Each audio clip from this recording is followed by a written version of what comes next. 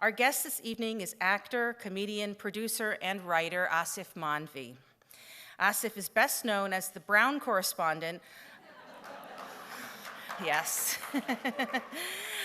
on The Daily Show with Jon Stewart. But he's also an award-winning stage, film, and TV actor. On stage, he starred in the Pulitzer Prize-winning production of Disgraced, which opened on Broadway in late September, as well as Oklahoma and Homebody Kabul. He wrote and starred in Sakina's Restaurant, which was awarded an Obie Award, and was later adapted into the film Today's Special. Yes, yes. I'm sure many of you saw it at the opening night at the Asian American Film Festival a couple of years ago here. And speaking of films, Aasif has appeared in many, including The Last Airbender, The Intern, and The $1 Million Arm. And currently, Aasif is busy writing, starring, and co-producing a new show for HBO called The Brink. It's a dark comedy focusing on a geopolitical crisis. He's here this evening to talk about his brand new memoir, No Land's Man, in which he looks back at his life as an Indo-British-Muslim-American. To interview Aasif, we wanted someone who could try at least to match wits with him. So we got a stand-up comedian who's actually performed with Aasif. Rajiv Satyal is based in Los Angeles, where he has his own weekly show at the Hollywood Laugh Factory. He's eternally grateful to Aasif for being the first celebrity to tweet his viral video, I Am Indian, which went massively viral in the last 2 months. If you haven't seen it, I highly recommend it. Ladies and gentlemen, please join me in welcoming Aasif Mandvi and Rajiv Satyal to the JCCSF.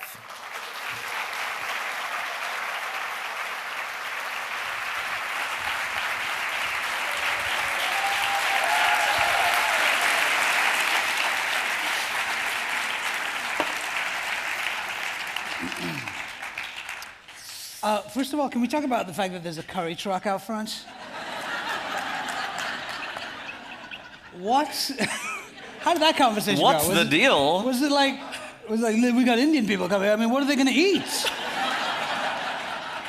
I think the sandwiches, no, they have to have curry. They only eat curry. That's the thing. They love the curry. Well, at least... Can we get a truck? Can we get a curry truck? And it's called Curry Up Now Truck, which I'm glad they didn't abbreviate it. Do that yourself. Do that word yourself. Come on. Wait, hold on. We've set the tone already for the interview. C-U-N-T, right? Yeah. Okay, yes, okay, you got it. Thanks for spelling it out. Oh, yeah. But it's the English version of it, where it means friend. Yes, so, it's very. Yeah. It's okay in the British tone. In the British, it's like, yeah, you just use it meaning like my best pal, right? Right. Like, yeah. Someone who's deep and warm. Or just Indian, really. Oh, come on. That's it, folks. Good night. You guys have been a lot of fun. Thank you. It's a long history. Yes, go ahead. Okay. Should I start now? You were going to interview me on this. I'm going to interview. Rajiv and I have known each other for a long time, so this is basically just going to be like you and I chatting about people that we know that you don't know. Many of whom are played by you. So thank you for joining us. Thank you. First of all, which is great. You know J.D. Salinger? I do. Do you know him well? He never returns my calls. No, he didn't. He was busy drinking his own urine, so he did that. That's in the book. That's in the book? He's referencing the book. You can't just reference the book. These people haven't read it yet. You got to set it up. Like you got to set up the reference. I'm not good at that. Yeah, that's the whole. I do punchlines, but I'm not good at the setup. Right. Okay. Yeah. Well, I'll help you out. Help me with that. Okay, so good. we'll go All first. Right. So that'll be good. Well, he wrote in Catcher in the Rye. He said, it made you wish that the author was a terrific friend of yours. Yes. Someone you could just call up. And this is this. And I've never read a book. In this case, you felt sorry that the author was a terrific friend of yours. Yes, in this case. And I was able to then, I was reading the book knowing I'm going to meet you. Yes. And talk to you about it. Have you ever done that with a book before? I haven't, no. This is actually one of my first interviews, about the book. Is that right? By you. Yes. No. What do old-time comedians say? Of all the introductions I've ever received, that was definitely the most recent. Yes. Sure. I thought long and hard about the first question I was going to ask you. Okay. And after reading everything you went through as a child, I just want to ask you Are you okay? Yeah. Well, clearly I'm not, because... You're sitting here. Right. I'd like to first ask you about your career.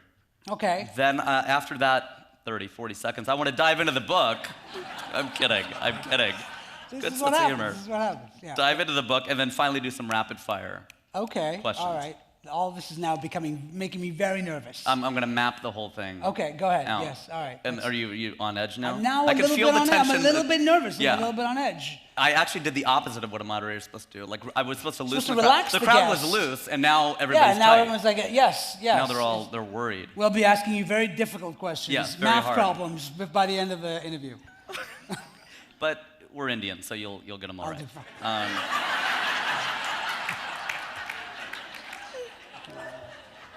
That was a tabla he was playing. Yeah, It wasn't yeah. a drum, just so you know. So. Okay, my second question. Was that your first question? Yeah, yes. That was a Well, terrible it's like when question. people ask you, could I ask you a question? I'm Yeah, like, you just did. that is the first question. Yeah, what's your second okay. question? Okay. Yeah. Have you made it? Have I made it? Mm-hmm. Made what? It's open to. I don't explain the questions. Okay. You can't ask me questions about a question. I've made a lot of things. I don't know. Right. Have I made it? Have you made it? I don't. Nobody. I don't think anybody ever. I mean, maybe some people feel like they've made it. Maybe like I don't know, the Queen. Maybe she feels like I made it.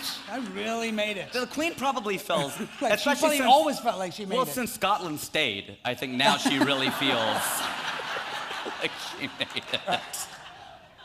I don't. No, I don't think I've made it. I think this business is.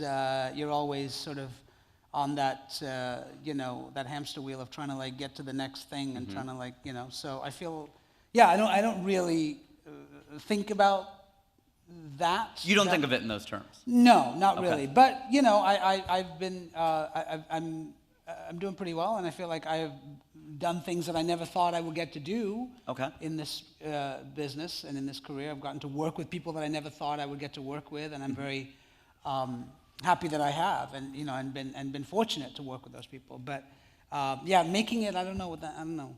So you didn't or don't have a goal where you go, when I do that.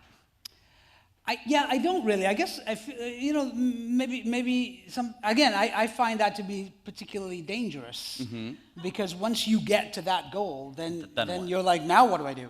Right. And you realize, in my career, I found that like it never is what you think it's going to be. Right. The job is never what you thought it was going to be. And so there's always. I used to say that like the best part of this business is getting the call back, because the audition you're just like, oh my God, am I going to get this job? Then you get the call back, Right. And you're like, they like me, they really like me, and then you get the job and you realize the job is not what you thought it was, and then you're like, so that the callback Right. is always that's the peak. maybe that's sad. I say this out loud and now I realize how pathetic and sad that sounds. It's true though, because interviews are always the most fun. The job, I don't ever want to do the job. The interview is the fun thing. Right? Like I can kill the interview. Kill the interview. Then now I got to wake up and go I and gotta go. I show got up and do It's no this. fun. What? It's like a first date. Those are fun. Yeah. But the second date is No, you don't think the second date is fun? No, well, Chris Rock said that you're only meeting the person's representative in the beginning. Right, in the beginning, yes. We're not there, you're meeting, And sometimes that's the only person you want to meet, really. So journalists and interviewers and moderators seem to ask the same questions over and over. How did you get started? What drew you to the field? Right. I think we can do better. Okay. I think we can do better than that. Okay. We're nerds. Is that fair to say? We're nerds? Yeah, we're nerds. Okay, I'll go with that. I mean, yes. Geeks. I don't know what the cool one is now. I don't know either. I don't. Is geek the cool thing? I think to it's be? the Is cool it, thing. Like you got to be a geek. Ask the Silicon Valley the Silicon adjacent Valley crowd. people know, right? What is it? Geek. Geek. How many applauses geek gets? Geek. Okay. What about nerd? Nerd. What does nerd get? Nerd. Okay. Okay, nerd. They both beat Okay. dorks though. Right, what Dorks is are dork? the lowest. What is dork? Yeah. I don't want to say on the totem pole because actually Native Americans, the lowest on the totem pole is actually the highest because they built them up. So that's a misnomer. Let's do your career as You don't need me, do you? You really don't need me. Let's do this. Now I do need you because I'm gonna ask you about your career as a series of inflection points. Whoa. Okay. All right. So I want you to trace for us how you got here. What are those 3 or 4 hugely significant things that happened? Because when they ask stand-ups that, they go, well, how'd you get started? What they mean is, when did you realize you were funny?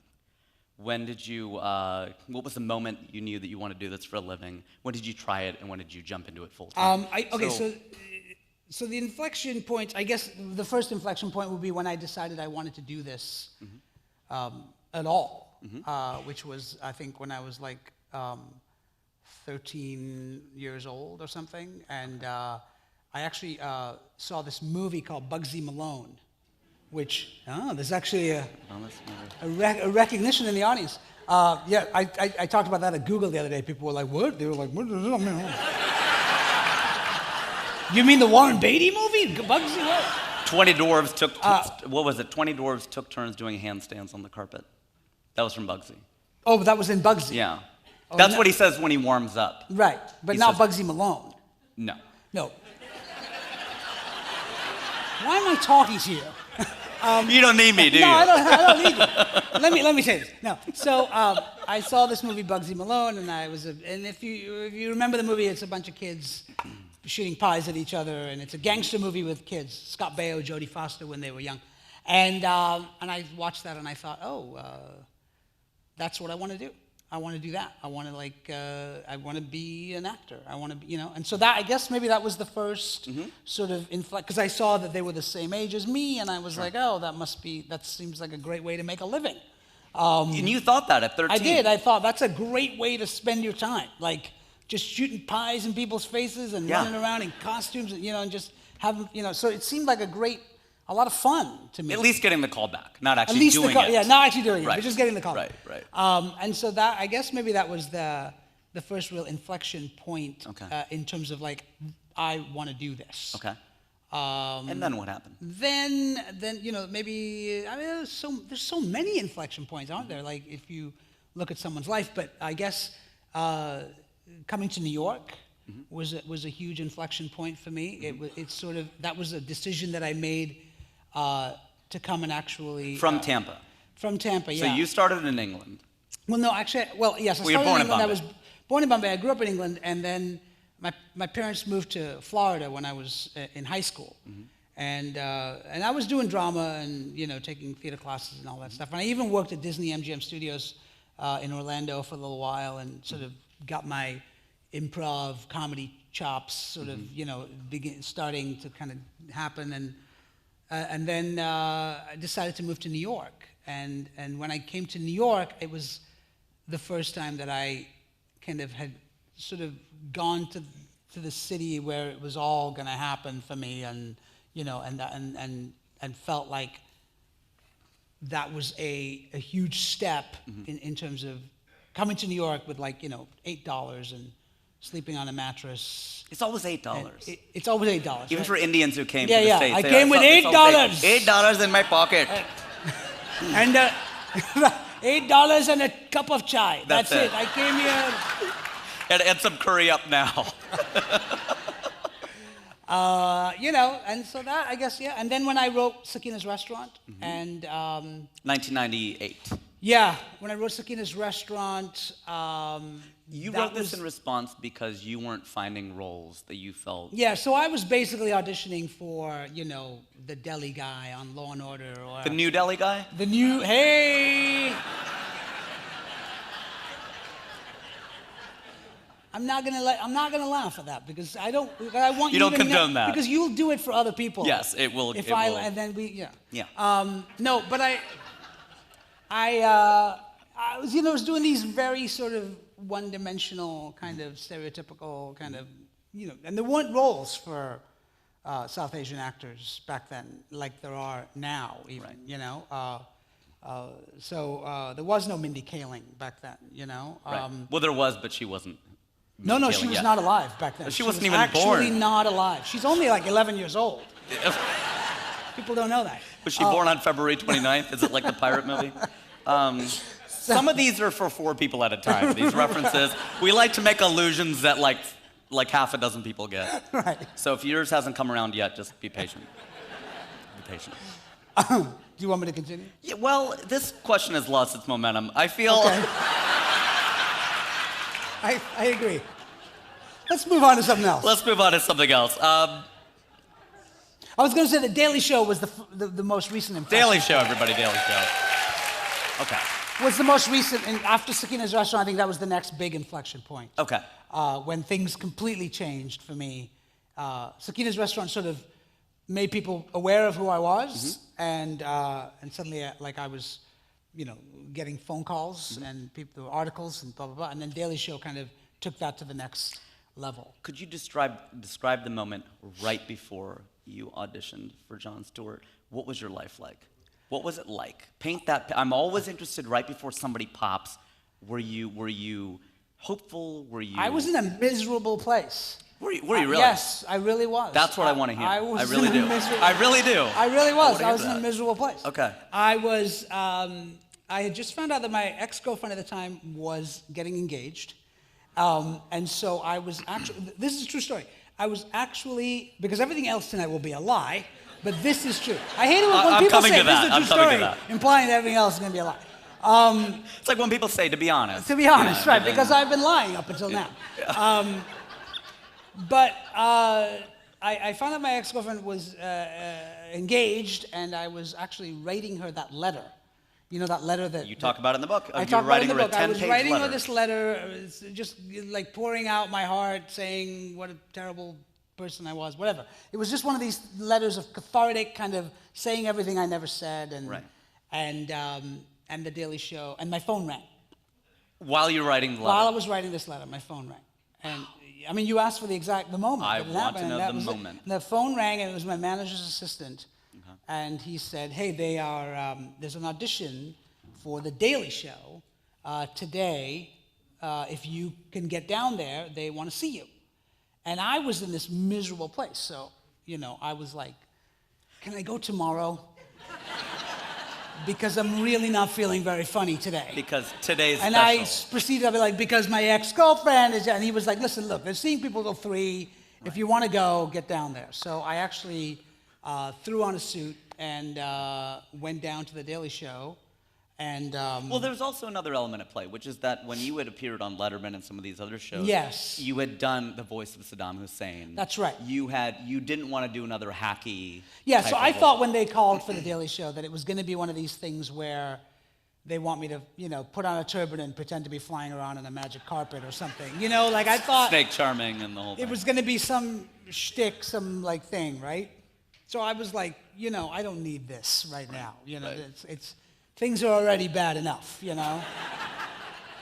So I said, I think I said, tell the Daily Show they can go fuck themselves, and hung up the phone. And did they? And they did, but they called back right after. They called back. No, but they called back and they said, no, it's for a correspondent, and they are, wanting you to.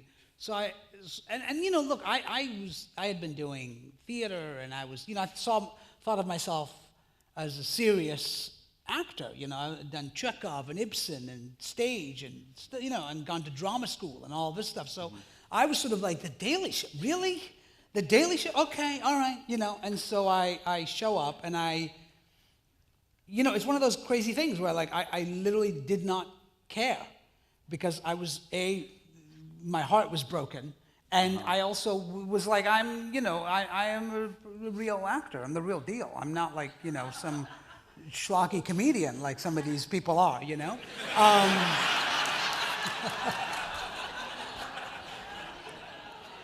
Go on. So, but you know the type, I've heard of them. Yeah. So I remember Jon Stewart like actually saying to me, like he was, he met me and he was like, I love that. He met you. Well, that's how above it you were. Yes, he was didn't like, meet Jon Stewart. No, I was. Jon he Stewart met me. met you. He met me. Yeah. I walked in and that's the most significant thing you've said to this point. And he said, I think he said something like, "Have you ever performed in front of a live audience before. And I remember looking at him and being like, dude, I've been on Broadway. And he was like, oh, okay, all right then, yeah, Mr. Broadway, okay, let's go, Mr. Broadway. You know? That's a good impression. And so I proceeded to audition, and I didn't really know what I was doing. I figured the best I can do here is just do my best Stephen Colbert impression and try to get through this thing, you know? Yeah. But I did, and what's that? Let's hear it. Let's do. Well, it was basically just I arched my eyebrow and I just cocked my head. Nation, you know, it was just that. I think I clicked my pen a lot. I was just clicking my pen. Yes, he does this. He does this a lot. So I just did that, and then John turned to me and said, "Congratulations, welcome to the Daily Show." And I was thank you. And I was on that night. He was like, I think he said to me, like, are you doing anything this evening? Because you're going to be... Imagine if I'd be like, actually, I have dinner plans. So this has been great, but I'm sorry, I have a reservation. Sorry.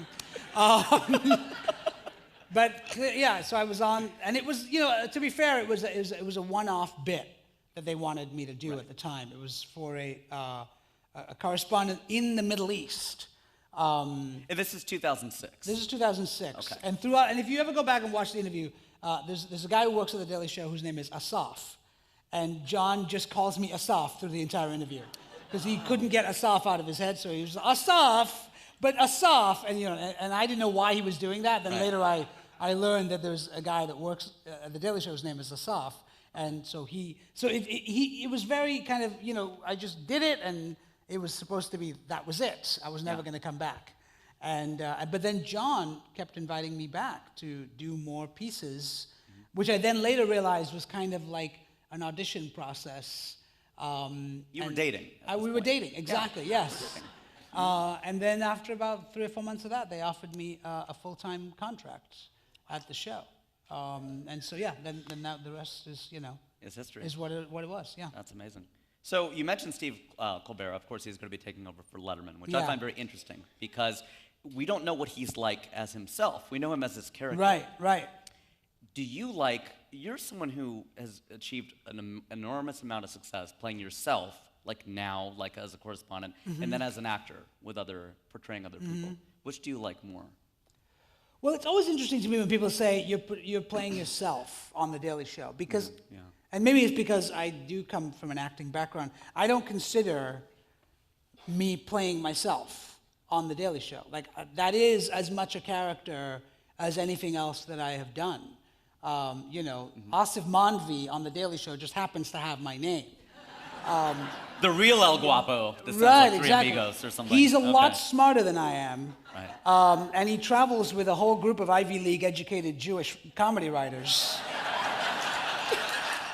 Just 12 a of whole them, slew of them. And a green screen. So, you know. But yeah, so I always think of that as still as much a character as anything else that I do. He just happens to be called Aasif Mandvi, you know. Let's move on to the book. Okay. No Land's Man. Nice segue, by the way. Nice segue. Yes, You know, I bought a segue, but I not found a way to drop it into conversation. On the book, in the book, No Land's Man, what is the significance of the title? Why'd you call it? Well, I was originally going to call it The Great Gatsby.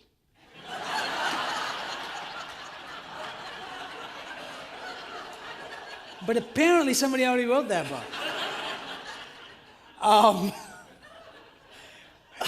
So I had to go with my third choice. No, it is because the book sort of chronicles, and you know, I don't like the word memoir or autobiography or whatever, because it's really not. It's sort of a series of essays and short stories that are vignettes into things that happened to me, inspired by my life over the course of having been born in India, growing up in the UK as a child, and then living in Florida as a teenager, and then coming to New York as an adult and having a career in New York and beyond and all. So it feels like it's a journey, you know. It has a refreshing structure. It is not a chronological thing. It's each one is a piece. I read or heard that you were going to do it as a performance piece. Yes. Right, and then you were approached to do a book, and you thought, okay, let me just make each Well, one. I'd written a couple of them, of these stories, as spoken word sort of monologues. And I was thinking about writing another one-person show, and then when Chronicle Books approached me about writing a book, I thought, oh, well, I can take some of these stories and turn them into prose, which I did, and then realized I needed, 15 more stories. So I had to then actually write a book, which was the hardest thing I've ever done. Writing the book was the hardest thing It was you've the ever done. hardest thing I've ever done. Wow, harder than writing and performing Sakina's Restaurant. Yes, only because as a performer, when I created Sakina's Restaurant, I would get up in front of my acting class or, rent a space downtown. Downtown New York. Downtown New York, and just sort of perform it for people, and somehow that. I know that world because you get the feedback from the audience. You know what's It's immediate. working. You know what's not working. You don't, But writing a book is just you sitting there, with a typewriter, and because I wrote it on a typewriter. Yeah, when Mindy Kaling was knee-high to a grasshopper. Okay, that's great. When people. But it's just a very lonely experience where you don't know if anything is any good, and you have no way of sort of gauging it. Well, those are the two moments of truth for a comedian. You write something, you think it's brilliant. Yes. But then you go on stage and you find you out realize that it it's- is, in my case. Wow. Yes. Because when Josh Stewart met me, the book's disclaimer states, and I love this, although the stories in this book are based on true events, the specific circumstances are often a blend of fact and imagination. How often? That I can't tell you. I mean, a lot of times I have, for various reasons, conflated events or, because ultimately the story is what's important, right? So there's what I tried to do with each story was tell a larger story than just my own personal sort of I was bullied, whatever. Like that is kind of a, whatever. But you were bullied mercifully, mercilessly? Mercifully and mercilessly. It's like flammable and inflammable. They mean the same thing. It's a weird... Actually, mercifully and mercilessly are the opposite. Yeah, they are opposites. So...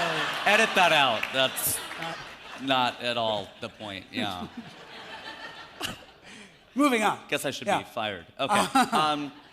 What drove that, though? Thank you. What drove it when you... Can you think of something... Were you really bullied that hard? I mean... Well, again, I talk about it a little bit in the book. It was mostly in boarding school in England, where I felt there was... and I grew up there in the 70s, where there was a lot of racial tension, and I was one of the few South Asian kids in this sort of school where...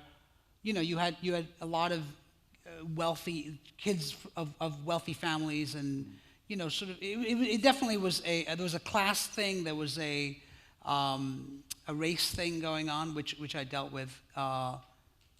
Definitely. Do you think that rich people are more racist than poor people? I'm serious. That's an interesting question. I know all of these are interesting questions. Now I know why they picked you for this interview. I don't know the answer to that. I don't know. Let's do a poll. How many rich racists are in the audience? Well, the tickets are $35, so... Okay, how many poor racists are in the audience? Poll didn't work out so well. I don't want to give too much away here with the book, but we learn in the table of contents. That happens very early, the table of contents.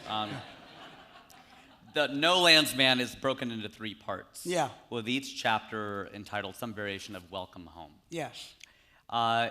In one of them, you wrote, in returning, I hope that perhaps I would be able to, in some way, reclaim a part of me that always felt missing. Although what that was, I didn't really know. Ironically, I'm going to leave out what you were, whether you found it or not. But what about you was missing?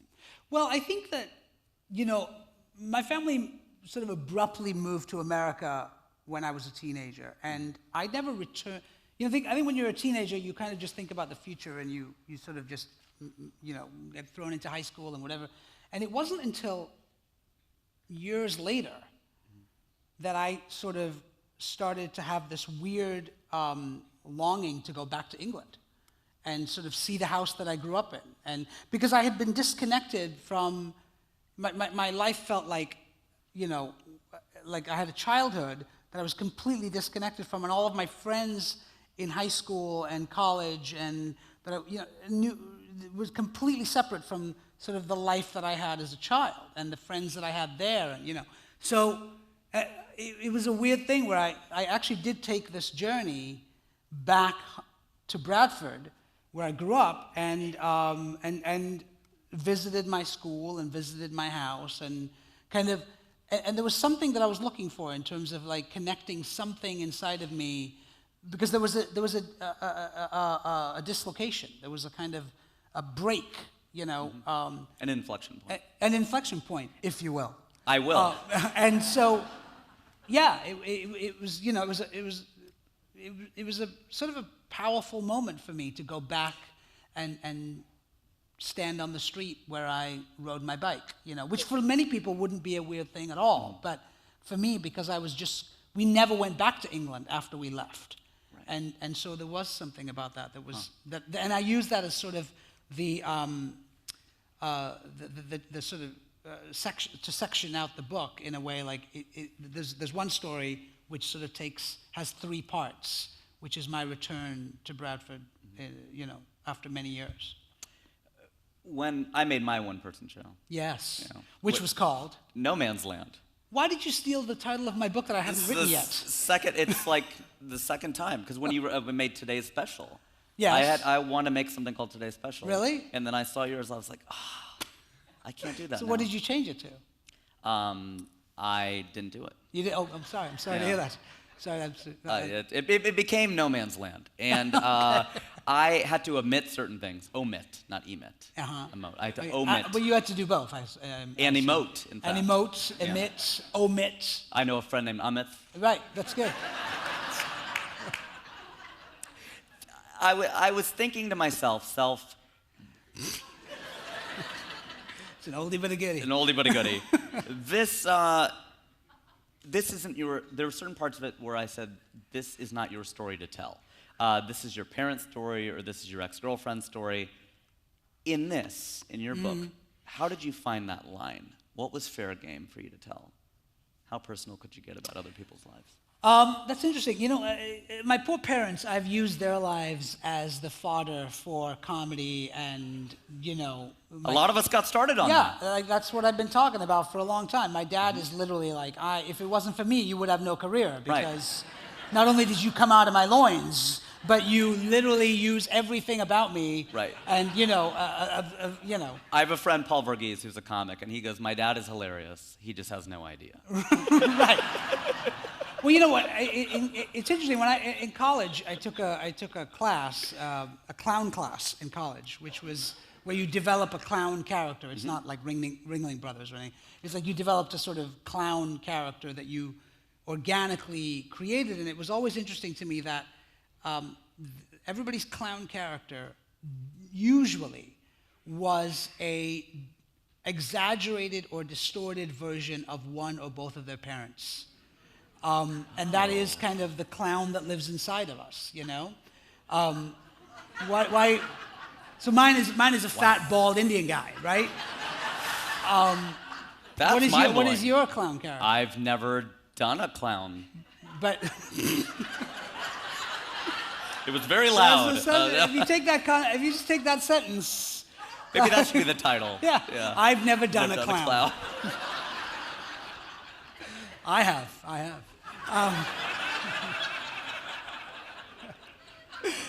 Everything in her apartment was circular and red. It was red.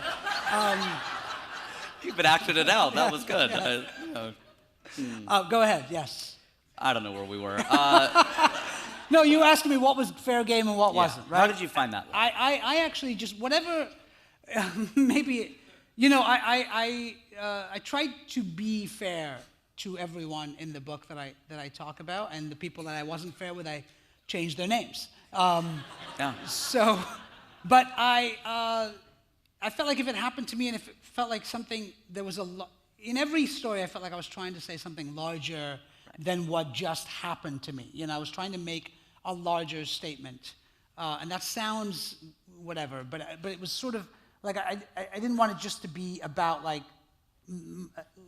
a series of sort of like things that happened to me. Like there was something I'm trying to say, and so it felt to me like if it happened and I had something to say about it, then it felt valid to talk about it, I guess, you know? So if it served the story. Yeah, I guess so, yeah. Okay. I mean, I don't think anybody will read it and feel like that. There's only one story in it and it's a funny, lighthearted story about my family that I wasn't actually part of, but it is kind of a story that has become, the one I'm talking about, right? Yeah. So it's become sort of folklore in my family, this little story, but that was the only one that I wasn't actually present for. It's a great story. Thank you. It really is. Thank you. They all are, but that one is, well, like one or two aren't, but most of it is really good. No, the whole thing is really good. The most disingenuous way to say that. No, it's really. I mean, it's all good. It's all good. Anyway. Okay, so it seems that there's been a veritable deluge. Wow. Right. You could just end it right there. It seems like there's been a veritable deluge. I've never done a clown. We've gone back up. Okay. Of storytelling by South Asian males in this country. Right. Do you feel like this is true? I mean, yeah. I've read books, seen plays, one-person shows, watched stand-up, and all of us seem to be these great raconteurs. And another, yeah. Wow, it's a good band too. A lot of Scrabble words. I know. I worked on this. There's some common themes in this: discrimination, striking out with ladies, Michael Jackson. Yeah. There's a lot of things that. Well, take this audience, Jewish folks. Yeah. Folks. I like to say Jewish folks. Yeah. They love that when you say that. Yeah, Jewish or Jewish. Instead of like Jewish or Jews. Jews. Yeah, a Jew. Like if you put at the indefinite article a Jew, it just sounds more derogatory. I'm glad we're going down this road. Yeah, we're going there. We're going there. Really great. We're going there.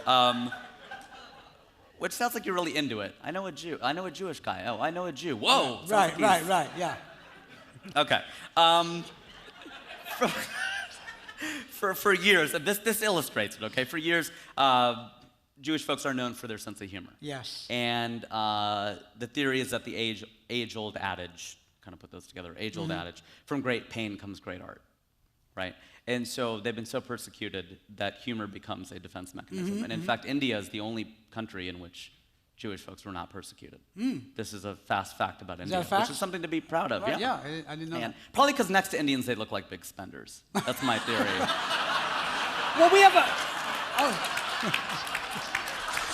I was gonna say. Who are these ballers, man? We actually have a lot in common. You know, the Jews and the Indians. Common. You know, I mean, yeah. One thing about Gujaratis, they're known as good Jews. Good Jews. Good Jews. There you go. Good Jews. Yeah. So that's how that came about. That's a good joke for just the Indian people. Yeah. Yeah. My theory with why you're seeing these Indian Americans, South Asian Americans, is that we went from the world's largest democracy, India, to the world's most powerful, which is America. And so it's sort of free speech squared. And was there a question? Or Do you have a question? I don't think I had a question. I just using wanted to this say as that an I thought of excuse this to talk to about try out stuff for your book. Yeah.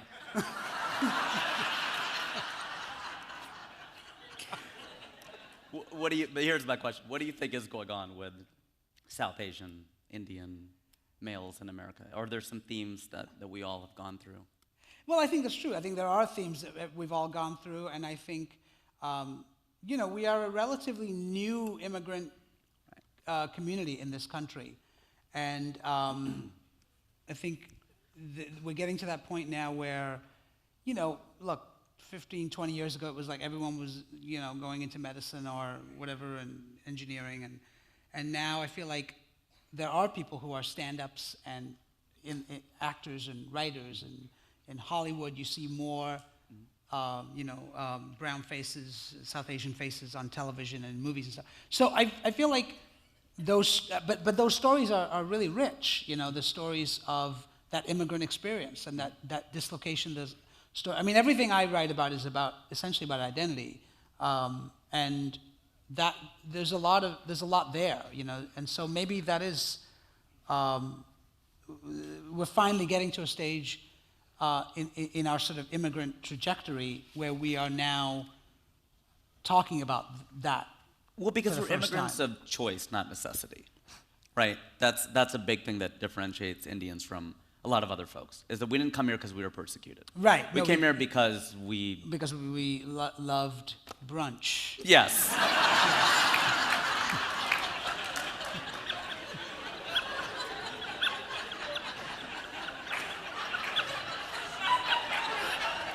I mean, that's why we came. That's why I came here. Yeah. That's why my father came here. It's in the book. It's actually in the book. It's in the book. Because you love brunch. Well, a major, if not the major theme of your book is race. Yeah. And Martin Luther King famously said the arc of the moral universe is long but bends towards equality or justice or humanity. Justice. Something like justice. that. Yes. Yes, thank you. It's a synonym. Would you agree with that? And do you think it's bending faster or slower than you would expect? Not hope, but expect. Towards equality? Yeah. Or sorry, justice. Towards justice. Okay, let's go with equality. It's easier. Justice is too. That's too lofty. Yeah. I mean, is the arc bending towards equality? Is that what you're asking me? Yeah. Because I don't know what you're asking me. That is what I'm asking you. Okay. I mean, sometimes I think. I don't know. That's a very interesting question, It went from, I'm not sure if this is a question. I'm not sure this is a question, to like, I don't this actually. Is a great question. Like, it's a legitimate question, but I don't know the answer. I think that, look, as a Muslim American, after 9/11, you see sort of what is happening today, 15 years or whatever, 13, 14 years later. And I feel like there is more, I think, sort of persecution of Muslims in this country, or misinformation, or that kind of stuff than there was right after 9/11. So, what about right before 9/11? Right before 9/11, I think most Americans thought Muslim was a type of cloth.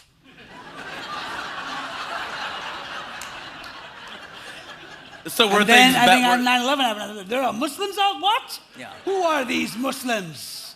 It's like a Persian Where do rug. they live? So were things better then when people were ignorant instead of willfully ignorant? I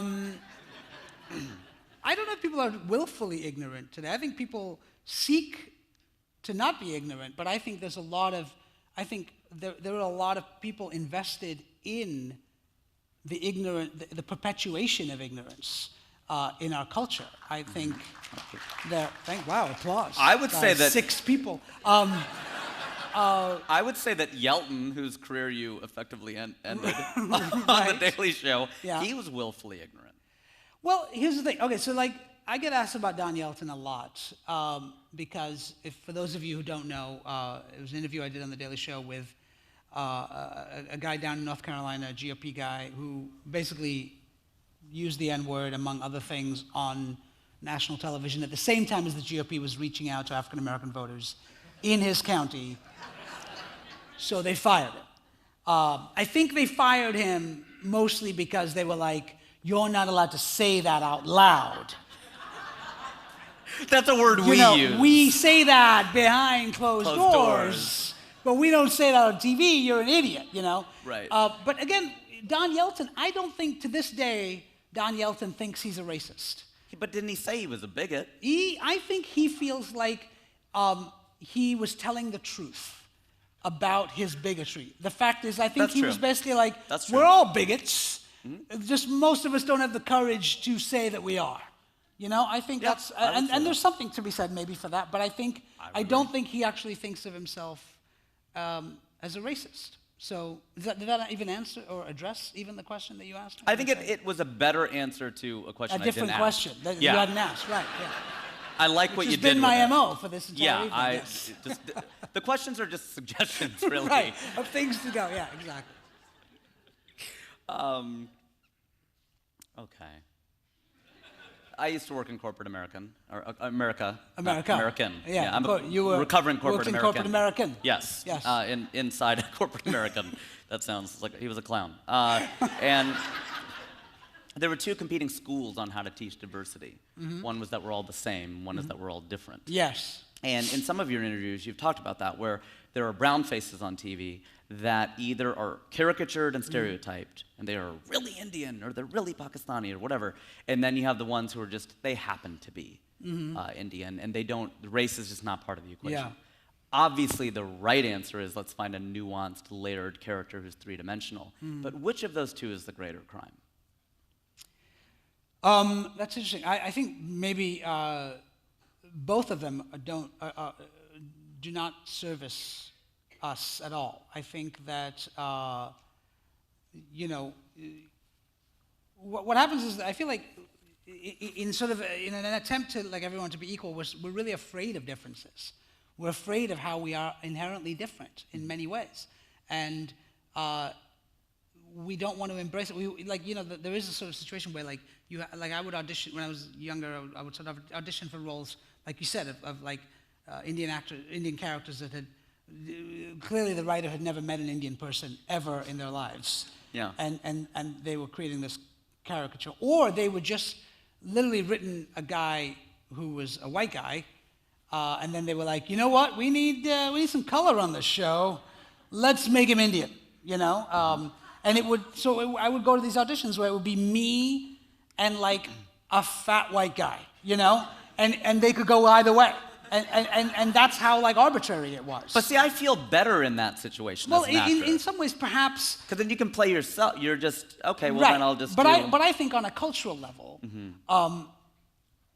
you playing a character named Bob and just like speaking, most people might be like, oh, that's great. But it doesn't really address the real sort of essence of who a person like you would be in that situation. I You're have not, no essence, so it doesn't matter. But I can understand. No, but you know what I mean? Like, it's like there is an inherent difference, and that's why, I mean, look, it all goes back to this idea, like, I think we need more writers, producers, creators of content in the larger, in Hollywood and, on stage, on wherever, affecting the sort of cultural dialogue, affecting how South Asians are seen in the media and in television. Well, kudos to this center because, you have a Muslim at a Jewish center interviewed by a Hindu.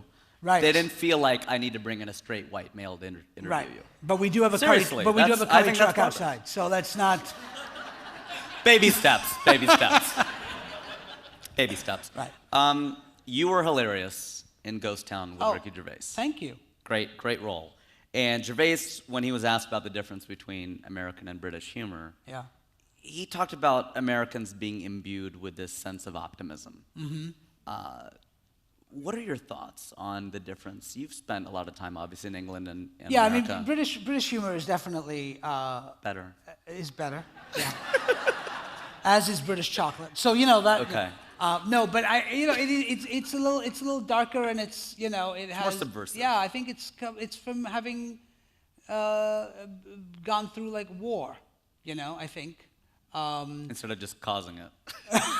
causing war, and it's also having lost an empire. I think Americans will get there eventually. Oh, don't say that. That's so but depressing. It will. Because things will be so much better when they're run by the Chinese. They were better when it was run by I'm Rome just or saying the Greece. humor will change. I Okay. think that there's a darker sort of. It was always interesting to me that in America all the soap operas were about rich people, and in England all the soap operas are about poor people. Which tells you everything right there. Like, about the psychology of the cultures. You know, and when I came to America, I talk about it in the book that when, as an immigrant in England, as an Indian kid, it doesn't matter how long you're there, like you'll never be British. You know, you'll always be a sort of foreigner in the eyes of the Brits, you know? Whereas you come to America and there's this kind of just embrace Americana, you know? Like, forget that you come from a centuries-old culture, religion. You are now just pledge allegiance to the flag and you are now American, you know? And sort of like that kind of sense of, like Americans think about the rest of the world the way New Yorkers think about the rest of America.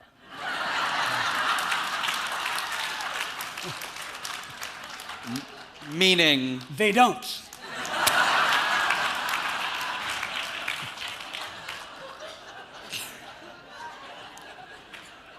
It's just flyover. Before we go to the rapid fire, we're going to go to the audience Q&A, but let's do the rapid fire. We're doing the rapid fire. Rapid this is fire. Very Ready for some rapid fire? To me. Wow. All right. Funniest movie you've ever seen? Planes, Trains, and Automobiles. Scariest movie you've ever seen? This is supposed to be rapid fire, Yeah, right? you're doing great. I don't know, the Amityville Horror. Oh, wow, never Yeah. saw it. Okay. A movie you have not seen you think everybody else has? Rocky. Wow. Yeah. That's good. That's good. Would you rather find a snake or a ghost in your house? A snake. A snake. A snake. Because you a could snake. charm it? Is that why? Oh, yes. I could charm it. That was a long way to go. That was a long way to it's go. like a snake. What's an album you can never get sick of hearing? Goodbye Yellow Brick Road. What would be the easiest and the hardest to give up? Books, TV, music, or movies? Wow. When I say rapid fire, these are just shorter. You can take your time. Right. Don't be afraid of silence. The easiest, I think, will be books. But buy his book, though. But buy my book. That's an honest and answer. the hardest would be music. Okay. Yeah. Music fans. Yeah. Great. What would it mean to pull an Aasif? I know we're on the internet, but I cannot even say that. What would it mean to pull an Aasif? I guess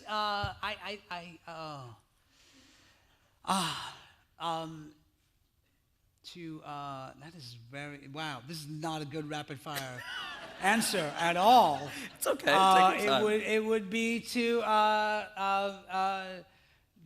not know what to say. That's a good answer. I'll take it. Yeah. What are you? What do you define yourself as? Whoa. What are you? What kind of rapid going fire existential. question is that? What are you? That's where you're going. What are you? Not Something like my when- father would say. What are you? Where did you come from? Who made you? His loins. You came from his loins. That's we covered that.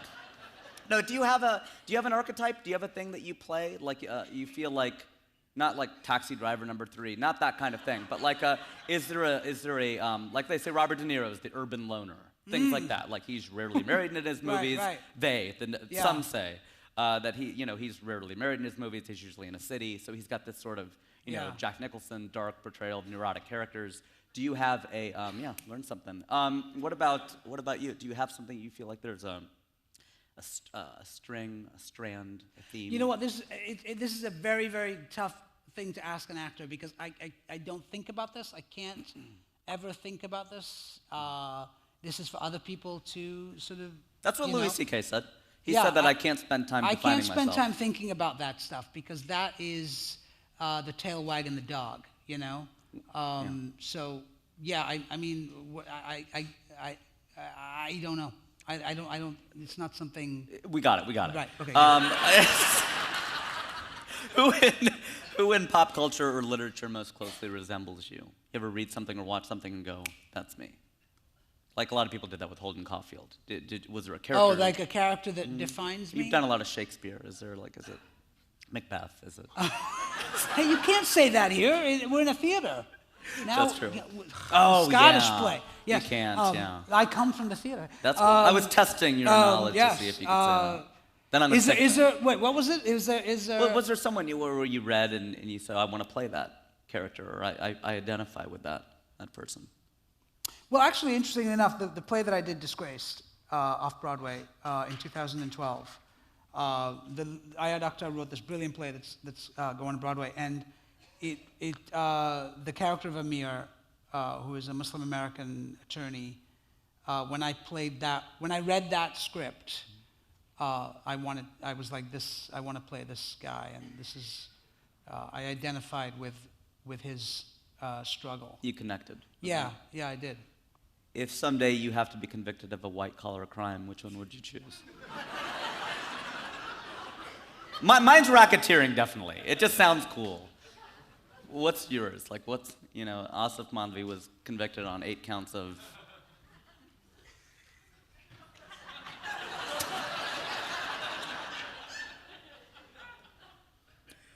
Is is this a laundry type question? Yeah, money laundering. Money Would you want to go laundering, there? yeah. That's a good one. Money laundering. Money laundering's a good one. Yes, I It's a good think answer. so. I've never thought about this, but Yeah. now you clearly have. I put a lot of thought into it. I think it's a great... In the movie Groundhog Day, Bill Murray has to live the same day over and over and over Yes, again. right. Of course, that's the theme of the movie. He fantasizes about a great day he once had. Yeah. If you had to pick one day or one moment in your own life to live over and over, what would it be? In my best James Lipton tone, what Aasif Mandvi is your Groundhog Day?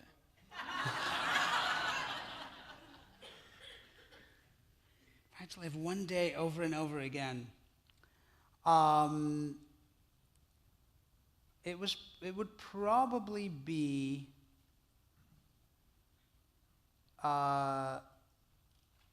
even though it started off like a shitty day, it would probably be that day that I got the Daily Show. Because it was sort of a remarkable day that started in this very sad place and ended with me meeting Bruce Springsteen backstage at the Daily Show after I had been on the show. Boss. So That's amazing. Did you finish the letter to your ex-girlfriend? Did you send it? Yes, I did. You sent it? I did. Did she reply? Nope. What is your very first memory? My first birthday. You remember your Yes, first birthday? I do. And it's a very sort of disjointed kind of memory of me just sitting there with like people staring at me and clapping and singing Like and this. just kind of like everything. Yes. But yeah, that is my earliest memory. What is your greatest accomplishment? It hasn't happened yet. Oh. Great. Whose approval do you seek? Is it these kids who bullied you? Do you think about that? Do you think about that? Do you think about where they are today? Do you know where they are today? Some of them I have actually, it's funny because I actually met up with the kids I went to boarding school many years later when I was in London for the London Film Festival with Today's Special. And I had like a drink with the guys who I went to boarding. They weren't the actual ones that bullied me, but they were like the guys that I shared my dorm room with. And it was funny because they didn't have any memory of that stuff from back. We were 13, so it was like, but. Well, yeah, but you were 1 and you remember that. Right. No, but they were like, really? You were bullied? I was like, yes. Do you not remember? Like it was such a thing for me, but they. Was that good that they didn't remember? Was that like, oh, okay, good? Or was it like, oh, how come you it was never weird forget? It was weird for me because it was such an experience, an intrinsic part of that entire experience for me that but for them, they had no memory of that at all. So it just gives you a sense of how things we keep some fall things into alive perspective in our own. and how our brain sort of, where things end up in the sphere of our memories, Who has it figured out? Who has it figured out? I don't know any. I mean, most people who I've met who I thought had it figured out don't. I think we're all trying to figure it out, right? I mean, if I ever met somebody who had it actually figured out, I would punch them. because they would be lying, I think, you know. And finally, what do you wish I would have asked you? Or what do you wish I wouldn't have asked you that I asked?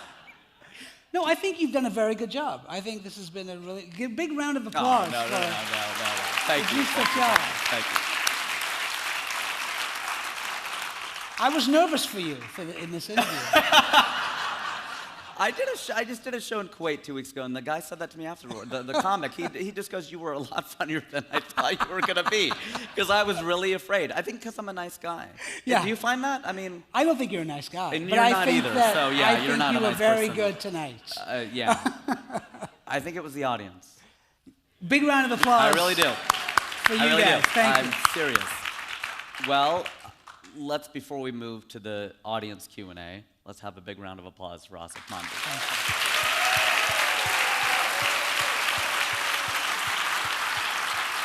Thanks.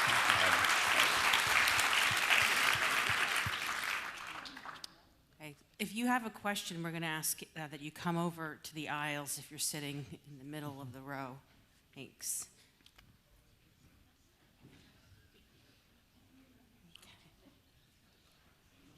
Question over here on your right. Hi. Hi. Did you know that you were a comedian or funny till you did The Daily Show, and do you miss it?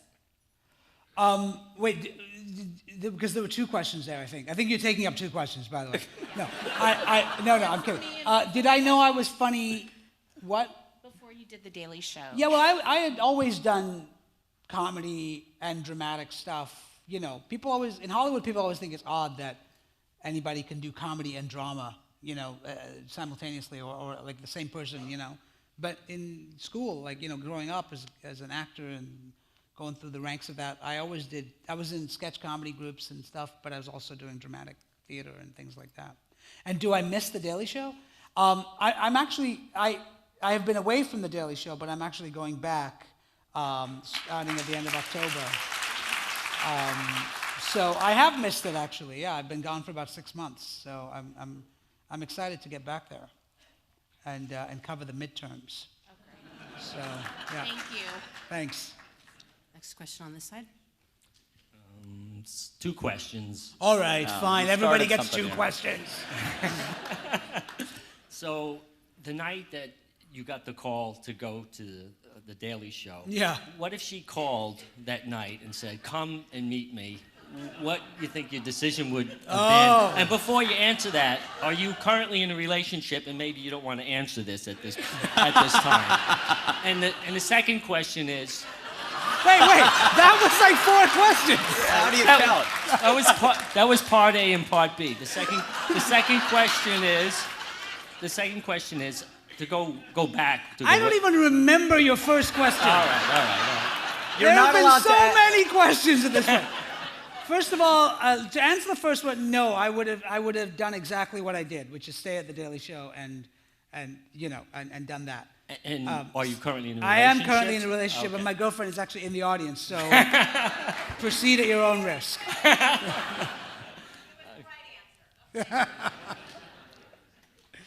Are you done? Are you done? One more. He's got one more. I'm done. Okay, start from the beginning. Were you vaginal or C-section? Birth. Oh, birth. Oh, wow.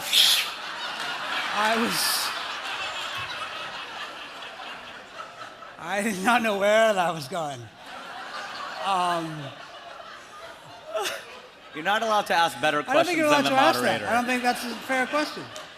But that will now go in my next book as the most absurd question I've ever been asked. Well done. Question over here. I don't think I can follow that. You do a really good job exploiting different ethnicities and groups on The Daily Show and everything. What are some of your favorite groups or ethnicities that you like to poke fun at? Or That exploit. I Exploit. personally like to poke fun at. Exploit, yes. Exploit. Exploit, which is sort of like a power structure racial term. Yes. It's a racist, it's exploit. No, I mean, listen, I don't personally exploit that many ethnicities. I mean, whenever I've done stuff that deals with South Asians, I feel like that is really fun for me personally, just because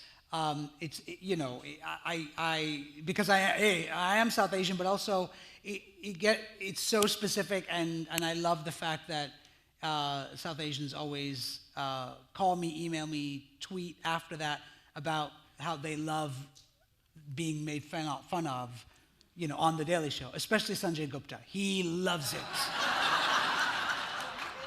Sanjay Gupta will call me, but can you talk about me on The Daily Show? You haven't spoken about me for a while. Do you count your brown fans any more or less valuable than your white fans?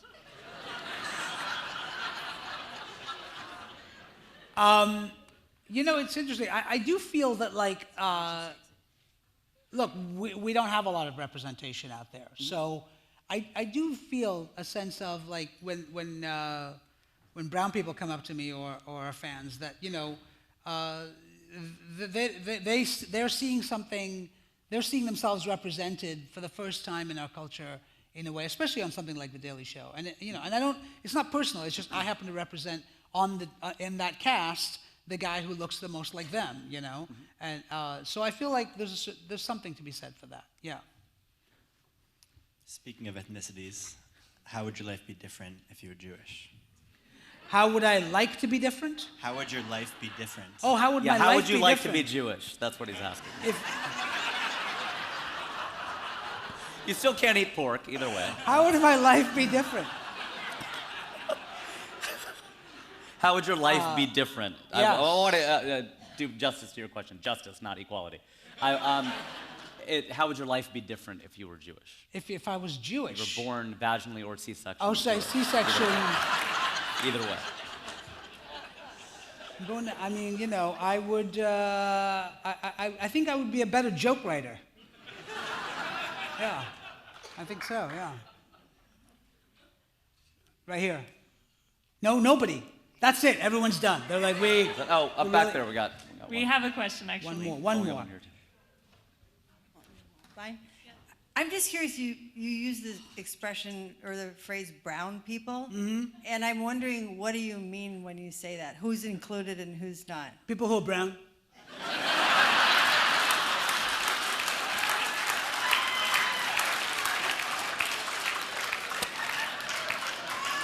You know who you are. If you have to ask that question, you're not brown.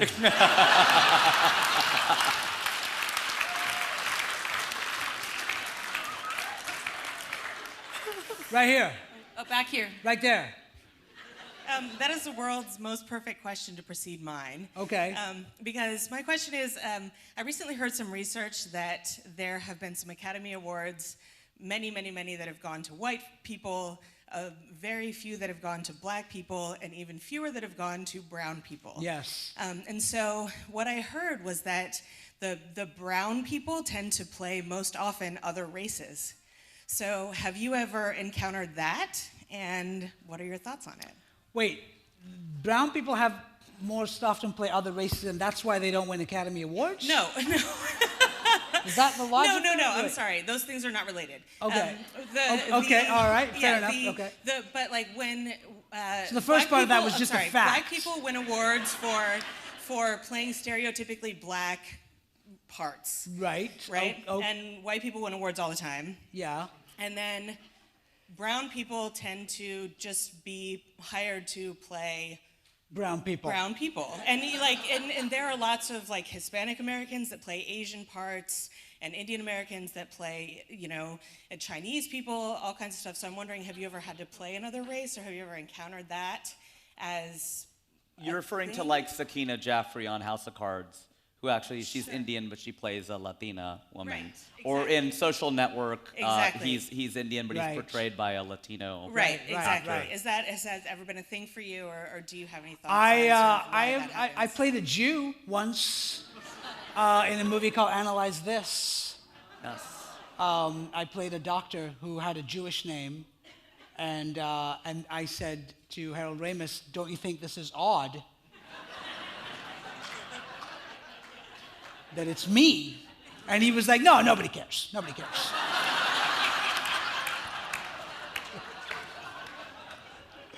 So I was like Dr. Epstein or something. I don't know. I was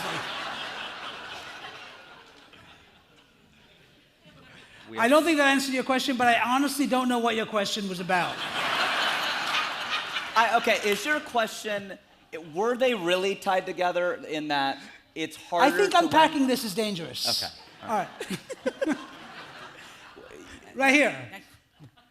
Well, first of all, I want to say that you are my most favorite, or were my most favorite correspondent on No, the Daily I Show. still am on the show. Why have people already put me to sleep? I am so mad at you for on leaving. the show. I have just been I have been on a sabbatical, but I am on the show still. Okay, well, Yeah. I wanted to ask you, what are one of your most favorite routines that you did on that show? I think my favorite thing that I ever got to do on The Daily Show was when I asked Governor Rick Scott of Florida to give me a urine sample.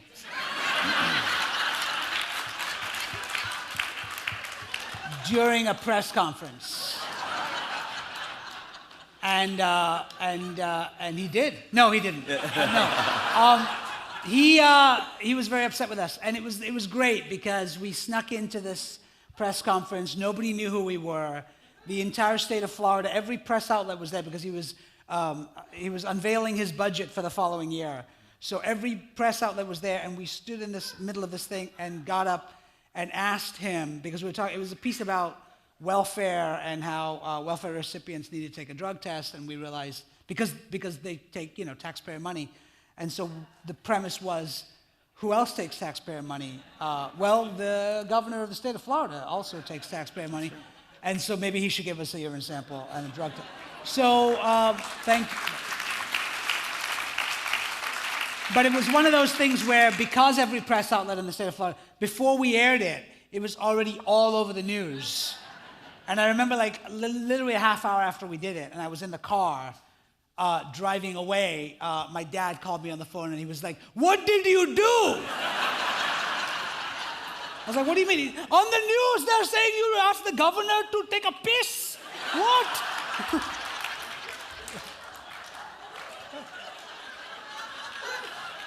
To leave a piss, really, Yeah, but yeah. To leave a piss, yeah.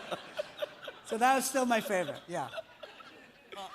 I'm just going to remind everybody that the book is for sale in the atrium. Thank you all for coming. Rajiv Satyal, Aasif Mandvi, thank you so much.